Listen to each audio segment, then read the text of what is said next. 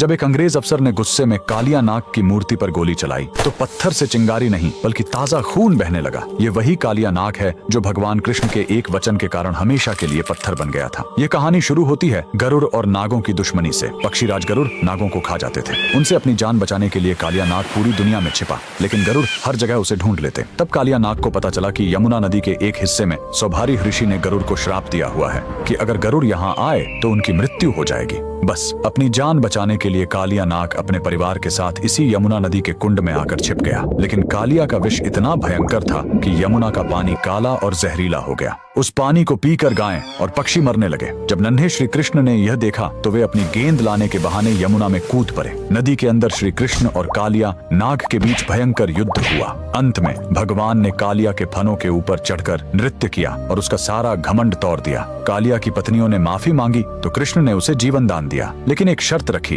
तुम्हें अभी इसी वक्त यमुना छोड़कर वापस समुद्र में जाना होगा। जाते समय भगवान ने उसे एक चेतावनी दी, जाते समय पीछे मुड़कर मत देखना, वरना जहाँ देखोगे वहीं पत्थर के हो जाओगे। कालिया नाग अपने परिवार के साथ निकल पड़ा, लेकिन जैसे ही वह ब्रज की सीमा पर स्थित जैत गांव के पास पहुंचा, उसके मन में एक बार फिर वृंदावन को देखने का मोह जाग उठा। उसने सोचा एक आखिरी बार देख लूं, और जैसे ही उसने पीछे मुड़कर देखा, श्री कृष्ण के वचन अनुसार वह तुरंत वहीं पत्थर की मूर्ति में बदल गया। कहा जाता है कि उसकी पूंछ आज भी जैत गांव के जमीन के नीचे से लेकर वृंदावन तक फैली हुई है। सदियों बाद जब भारत में अंग्रेजों का राज्य आया तो उन्हें इस कहानी पर विश्वास नहीं हुआ। सच्चाई जानने के लिए एक अंग्रेज अफसर ने मूर्ति के आसपास खुदाई शुरू करवाई, लेकिन खुदाई का कोई अंत ही नहीं मिल रहा था। झल्लाहट और गुस्से में आकर उस अफसर ने अपनी बंदूक निकाली और कालिया नाग की पत्थर की मूर्ति पर गोली चला दी। तभी पत्थर के उस घाव से खून की धारा फूट पड़ी। ये चमत्कार देखकर अंग्रेजों की रूह कांप गई और वे वहां से दुम दबाकर भाग खड़े हुए। आज भी जैत गांव में वह मूर्ति मौजूद है। कमेंट्स में जय श्री कृष्णा जरूर लिखें।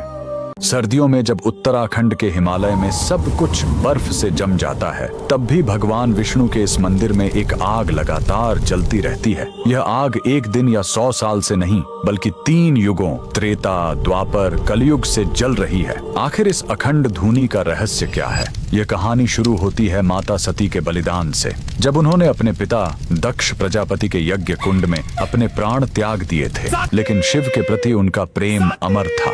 उन्होंने शिव को दोबारा पाने के लिए पर्वतराज हिमालय के घर कन्या पार्वती के रूप में जन्म लिया। बचपन से ही उन्होंने शिव को पति रूप में पाने के लिए घोर तपस्या की, जिससे प्रसन्न होकर शिवजी ने उन्हें स्वीकार किया। विवाह के लिए उत्तराखंड के इसी भगवान विष्णु के धाम त्रियुगी नारायण को चुना गया। इस विवाह में साक्षात भगवान विष्णु ने माता पार्वती के भाई बनकर कन्यादान की रस्म निभाई और स्वयं सृष्टि रचयिता ब्रह्मा जी इस विवाह के पुरोहित पंडित बने। ब्रह्मा जी ने फेरों के लिए जिस हवन कुंड में अग्नि जलाई थी, चमत्कार देखिए, वह अग्नि आज तक बुझी नहीं है। 3 युग बीत गए, लेकिन शिव शक्ति के मिलन की वह साक्षी अग्नि आज भी इस मंदिर में लगातार जल रही है। यही कारण है कि आज भी लोग अपने वैवाहिक जीवन को शिव पार्वती जैसा अमर बनाने के लिए यहाँ आते हैं और इसी दिव्य अग्नि के साथ फेरे लेकर विवाह करते हैं। भगवान शिव के सभी भक्त कमेंट्स में जय माता दी जरूर लिखें। क्या आप जानते हैं भगवान जगन्नाथ का असली रूप यह लकड़ी की मूर्त नहीं बल्कि एक चमकता हुआ नीला पत्थर था,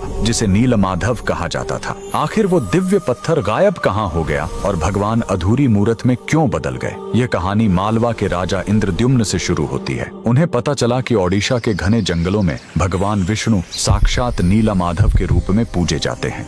राजा ने अपने मंत्री विद्यापति को खोज पर भेजा। विद्यापति जंगलों में भटकते हुए आदिवासी सरदार विश्ववसु तक पहुंच गए, जो गुफा में गुप्त रूप से नीलमाधव की पूजा करते थे। विद्यापति ने सरदार की बेटी से शादी की और जिद करके गुफा देखने की बात मनवा ली। सरदार ने शर्त रखी कि वे उनकी आंखों पर पट्टी बांधकर ले जाएंगे, लेकिन विद्यापति ने चालाकी की। उन्होंने रास्ते में चुपके से सरसों के बीज गिरा दिए। कुछ दिनों बाद जब बारिश हुई तो सरसों के पौधे उग आए और विद्यापति को गुफा का रास्ता मिल गया। उसने तुरंत राजा को खबर दी। राजा इंद्रद्युम्न अपनी विशाल सेना लेकर घमंड के साथ भगवान को लेने पहुंचे, लेकिन उनके वहां पहुंचते ही नीलमाधव की मूर्ति हमेशा के लिए गायब हो गई। भगवान अपने भक्त विश्ववसु के साथ हुए धोखे और राजा के घमंड से नाराज थे। राजा ने रोकर माफी मांगी और अन्न जल त्याग दिया। तब आकाशवाणी हुई, मैं अब उस पत्थर के रूप में नहीं मिलूंगा, अब मैं समुद्र तट पर एक लकड़ी के लट्ठे के रूप में आऊंगा। कुछ समय बाद पुरी के समुद्र तट पर एक विशाल अद्भुत लकड़ी का लट्ठा तैरता हुआ आया। राजा समझ गए कि यही भगवान का नया रूप है।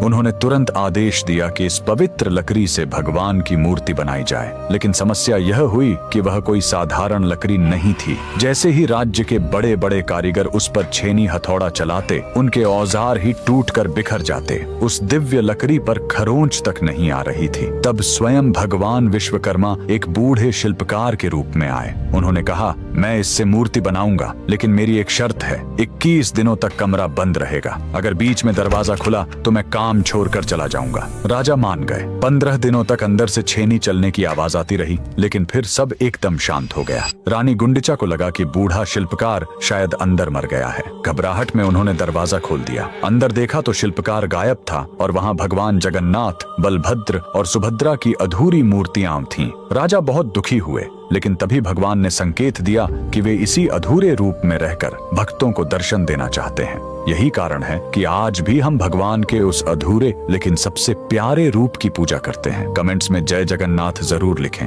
भगवान श्री कृष्ण की एक मूर्ति को बचाने के लिए 1 लाख राजपूतों ने अपने सिर कटाने की कसम खा ली थी। लेकिन जब औरंगजेब उसे तोड़ने पहुंचा तो एक चमत्कार हुआ। उसका सामना सिर्फ तलवारों से नहीं, बल्कि आसमान से आए हजारों जहरीले भंवरों से हुआ, जिन्होंने मुगल सेना पर ऐसा हमला किया कि उन्हें जान बचाकर भागना पड़ा। यह कहानी शुरू होती है द्वापर युग से, जब देवराज इंद्र ने क्रोधित होकर गोकुल पर प्रलयकारी बारिश की थी। तब भगवान श्री कृष्ण की उम्र मात्र 7 साल थी। उन्होंने ब्रजवासियों को बचाने के लिए विशाल गोवर्धन पर्वत को अपनी सबसे छोटी उंगली पर उठा लिया था। उन्होंने 7 दिनों तक पर्वत को उठाए रखा। आखिरकार इंद्रदेव का घमंड चूर चूर हो गया और उन्होंने नन्हे कृष्ण के चरणों में गिरकर माफी मांगी। हजारों साल बीत गए, वह पर्वत वहीं रहा। फिर 15वीं सदी में एक चमत्कार हुआ। गोवर्धन पर्वत पर एक गाय, जिसका नाम धूम्र था, वह रोज एक जगह खड़ी होकर अपने आप दूध की धार बहाने लगी। जब वहां खुदाई की गई तो जमीन से भगवान का वही 7 साल वाला स्वरूप प्रकट हुआ। ये मूर्ति किसी ने बनाई नहीं थी, ये स्वयंभू थी। समय बीता और साल 1669 में मुगल बादशाह औरंगजेब ने इस मंदिर को तोड़ने का आदेश दे दिया। मंदिर के मुख्य पुजारी गोस्वामी दामोदर दास जी घबरा गए।